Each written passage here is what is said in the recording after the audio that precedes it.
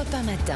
Le club de la presse Europe 1. Et si le plus dur pour le gouvernement, finalement, c'était maintenant. Le projet de loi réformant les retraites a été voté au Sénat samedi. Il y a encore loin de la coupe aux lèvres pour l'exécutif, puisque le texte doit encore passer à la moulinette d'une commission mixte paritaire mercredi, jour d'une 8e mobilisation à l'appel des syndicats. Un accord entre les deux chambres n'est pas du tout certain.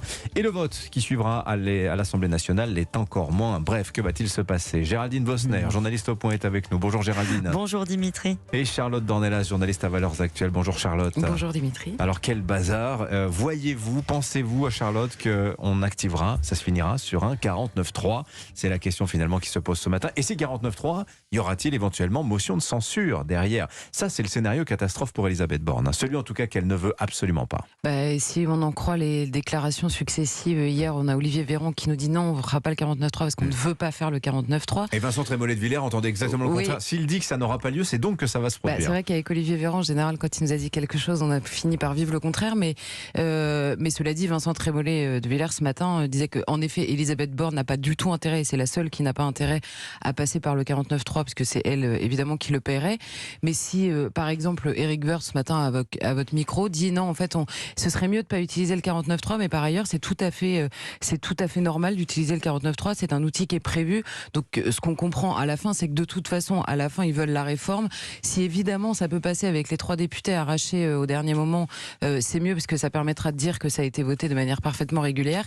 Mais s'ils nous utilisent le 49.3 pour faire voter le texte, ils nous expliqueront que ça a été voté de manière parfaitement régulière, puisque c'est un outil de la Constitution. Donc bon, alors un psychodrame autour du 49.3. Mais vous mentionnez, alors justement, Éric Woerth, qui était l'invité de Sonia Mabrouk tout à l'heure, Géraldine Vosner, il dit que cette phrase, quelque part, il adresse un message: courage, mesdames et messieurs les parlementaires, on ne peut pas toujours suivre l'opinion publique. Voilà ce qu'a dit tout à l'heure Éric Woerth sur Europe 1. On en est là finalement. On en est complètement là, avec une équation extrêmement difficile pour le gouvernement, pour Elisabeth Borne, parce que il va y avoir une commission mixte paritaire qui aura lieu mercredi.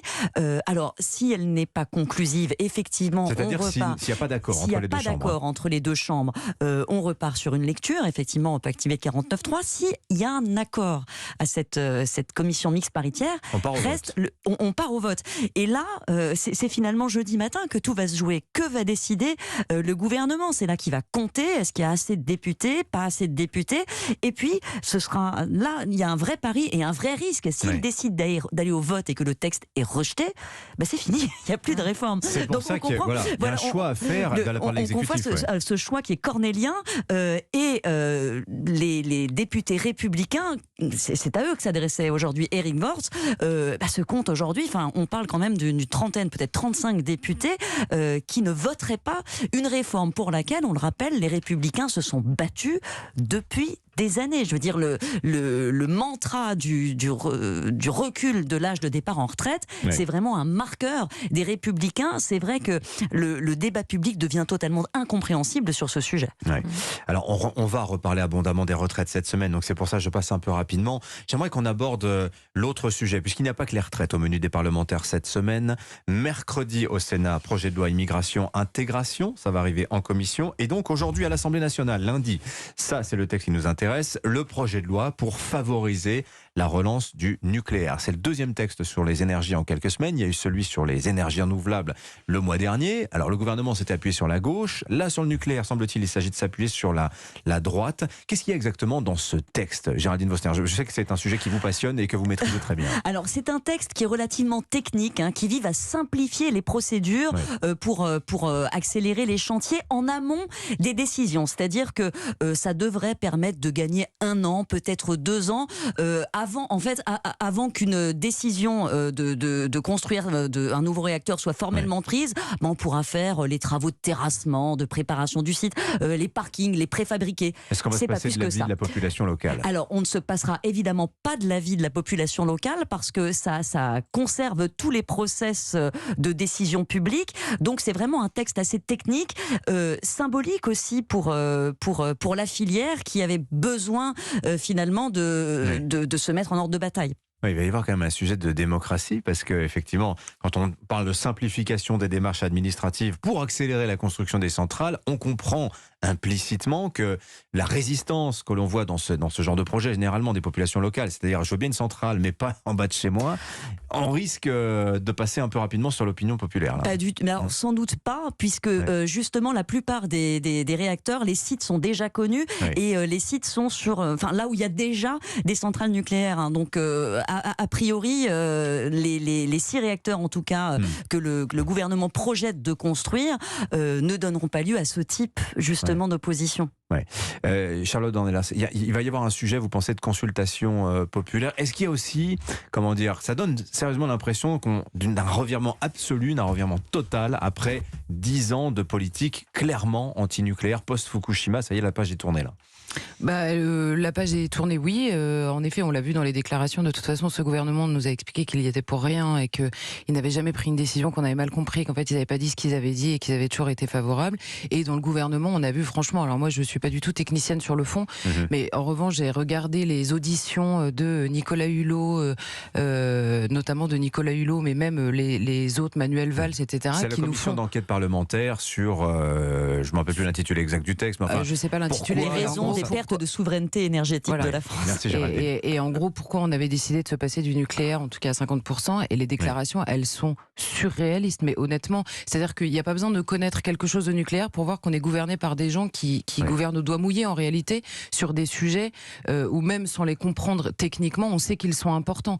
Et là, on a des aveux de « Ah oui, non, je sais pas, le dossier on l'a eu sur notre bureau ou pas, je sais plus ». Manuel Valls qui nous explique que oui, 50%, c'est sûr, c'était quand même plus de l'ordre de l'engagement que du sérieux scientifique. Enfin, je veux dire, les déclarations ont été complètement dingues. Donc le retournement, peut-être qu'il y a un peu de retour à la raison. Maintenant, s'il s'agit juste, en effet, d'un ajustement de curseur technique, je ne sais pas ce que ça changera précisément et surtout si ça provoquera une discussion réelle à l'Assemblée. Est-ce qu'on va faire sauter cette fameuse plafonnement, cette réduction à 50% de la part de l'énergie nucléaire dans notre mix électrique? Ça, c'est la grande décision du quinquennat Hollande. L'idée était d'y parvenir, c'était 75% de nucléaire dans notre mix électrique il y a une dizaine d'années. L'idée, c'était d'arriver à 50% en 2025. Tout le monde s'est rendu compte que ça n'était pas possible. Est-ce que cette réduction va être levée, Géraldine Bosner? Disons que la commission d'enquête, en tout cas, a révélé que cet objectif ne reposait sur strictement rien. Aucune étude d'impact, aucune pensée. C'était simple. C'est tout à fait du doigt mouillé. D'ailleurs, ça a été cité, c'est l'expression d'Henri Proglio, un politique au doigt mouillé, qui a été confirmé par tous les intervenants, y compris par la Première ministre. Hein. Donc, effectivement, cette limitation devrait sauter, mais pas maintenant.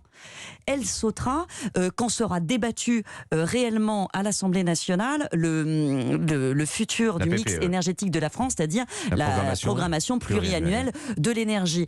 C'est pas l'objet du texte d'aujourd'hui, pas du tout. On a vu d'ailleurs ce week-end que les antis n'avaient pas dit leur dernier mot, les anti-nucléaires. Greenpeace publiait un rapport samedi, Géraldine, révélant que la France, en dépit de la guerre en Ukraine, en dépit des sanctions, de toutes les promesses de rupture avec le Kremlin, et bien finalement, sur le terrain nucléaire, la France aurait des liens encore très très très étroits avec la Russie. Qu'est-ce qu'on peut dire de ce rapport? Alors, ce ne sont pas des révélations, parce qu'en fait, on le savait.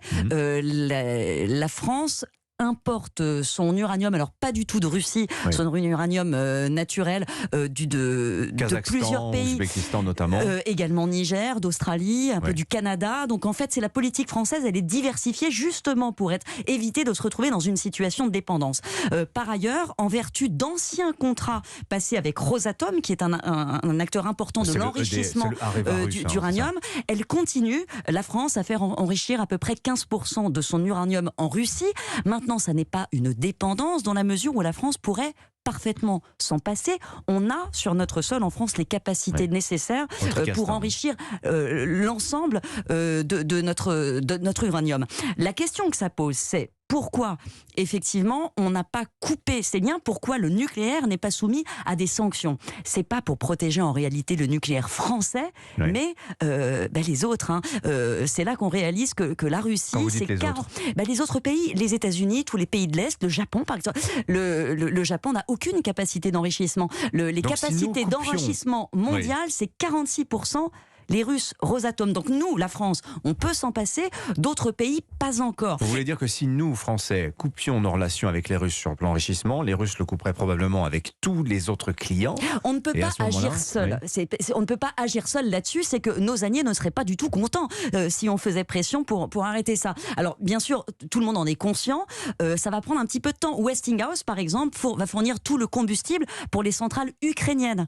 Est-ce qu'on va aujourd'hui décider tout de suite de plonger l'Ukraine dans le noir en coupant les relations qui existent enfin, et tous les pays de l'Est également qui ont des réacteurs qui sont de conception russe, qui ont gardé encore ces liens. Oui, il y a une dépendance de certains pays à la Russie et c'est une problématique qu'il va falloir résoudre relativement rapidement. Elle est incollable en nucléaire, hein, Géraldine Wassner. On en reparlera très probablement. Merci aussi Charlotte Dornelas. Projet de loi immigration. Oui, mais un projet de loi immigration, on en parlera jeudi probablement. On en parlera très probablement jeudi, puisque le texte est au Sénat mercredi. Merci à toutes les deux, Géraldine Wassner, Charlotte Dornelas sur Europe.